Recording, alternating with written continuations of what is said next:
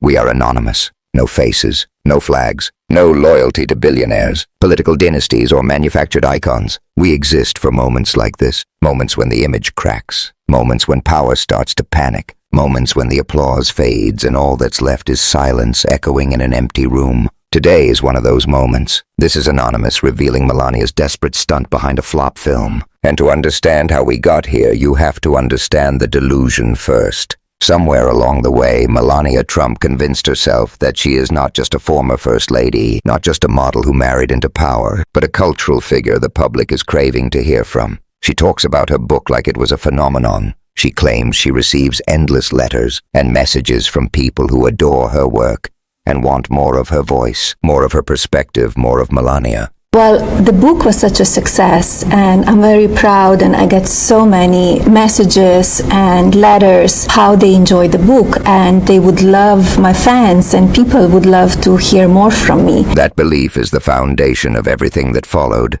because when someone reaches that level of self-belief, every idea sounds brilliant inside their own head, and that's how we ended up here, with a full-scale documentary. A global release, a cinematic vanity project centered on Melania Trump and her role in the first 20 days leading up to Donald Trump's second inauguration. From her perspective, let that sink in. A documentary nobody asked for about a moment many people dread, told by someone who stayed silent through some of the darkest chapters of modern American politics. This wasn't some small side project either. Amazon MGM Studios reportedly paid tens of millions of dollars just to acquire the rights, then poured roughly $35 million more into global marketing, billboards, theater bookings, international distribution, prestige rollout.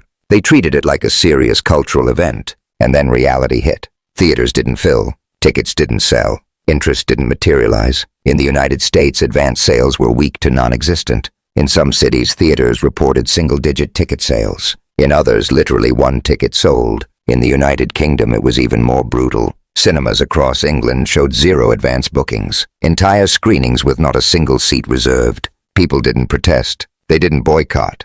They ignored it. And that's the worst possible outcome for a brand built entirely on attention. Social media noticed immediately. Screenshots started circulating. People laughed. They mocked. They joked about scaring their pets from laughing too hard. They asked who bought the one ticket and whether it should be preserved as a collector's item. This wasn't outrage. This was irrelevance. And irrelevance terrifies the Trump universe because the Trump brand doesn't survive on substance. It survives on spectacle, on the illusion of mass devotion, on crowds' ratings and noise. When that noise disappears, the whole thing starts to collapse. That's when the desperation kicked in. Behind the scenes, Republican-affiliated clubs and organizations reportedly stepped in to quietly buy up blocks of tickets, not because members were eager to see the film, but because empty theaters look bad, because optics matter more than honesty, because in Trump world perception is reality. Some groups bought dozens of seats, others allegedly bought out entire screenings. Those tickets were then handed out for free or at steep discounts. Some were pushed through GOP-affiliated websites. In certain cases, people were offered incentives just to show up and sit through the entire movie. Think about how absurd that is.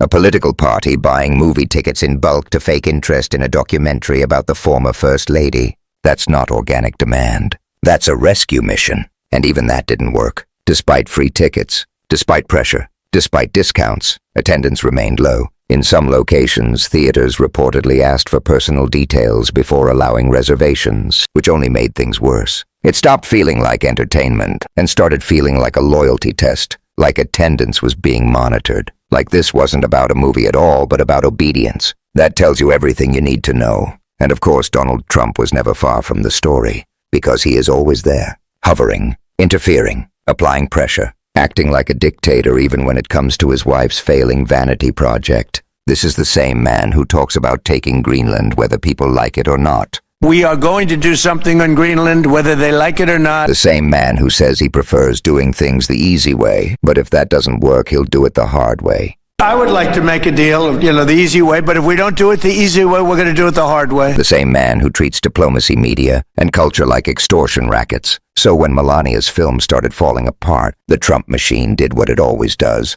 It blamed the media. It cried bias. It dismissed criticism as liberal attacks. Trump himself complained that outlets wouldn't cover the story unless it was Fox. But here's the problem. You can't blame the media for empty seats. You can't scream fake news at a box office report. You can't bully people into caring. The documentary itself promises behind-the-scenes access, private conversations, critical meetings, never-before-seen environments. But when that promise comes from the Trump camp, people know what it means. Carefully staged moments, selective memory, revisionist history designed to soften a legacy built on cruelty, chaos, and lies. Melania presents herself as misunderstood, as unfairly judged, as accused of not doing enough, not speaking out enough, being complicit. They say I'm complicit. I'm the same like him. I support him. I don't say enough. I don't do enough. No. She insists she is not the same as him. But actions matter more than words. People remember the jacket that said, "I really don't care."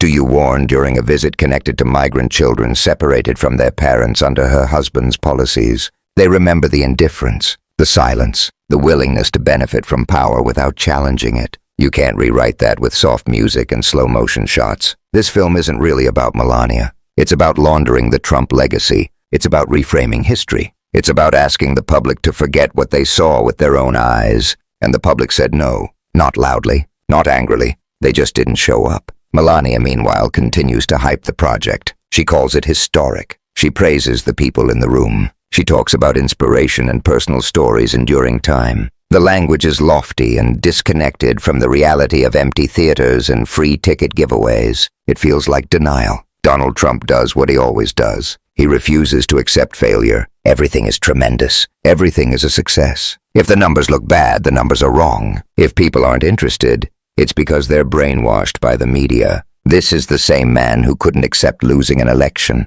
The same man who pressured officials, spread lies, and watched as a mob stormed the Capitol. The same man who now wants back into the White House while pretending the last disaster was a golden age. Melania's flop film is a perfect metaphor for that mindset. Assumed loyalty, manufactured enthusiasm, total disconnect from reality. And when the illusion fails, they resort to tricks. Buying seats, handing out tickets, blaming enemies. Pretending silence means support. But silence doesn't mean support. Silence means people have moved on. And that should worry anyone who believes power entitles them to admiration. This moment matters, not because a documentary failed, but because it exposes the limits of propaganda. It shows that even with money platforms and political machinery, you can't force relevance forever. People can see empty seats. You can't spin absence. You can't gaslight apathy. We are anonymous. We watch. We document. We remember. If you don't want history rewritten by those who benefited from its worst chapters, don't look away. Share this. Talk about it. Question the narratives you're being sold, because silence is what they rely on. And we refuse to stay silent.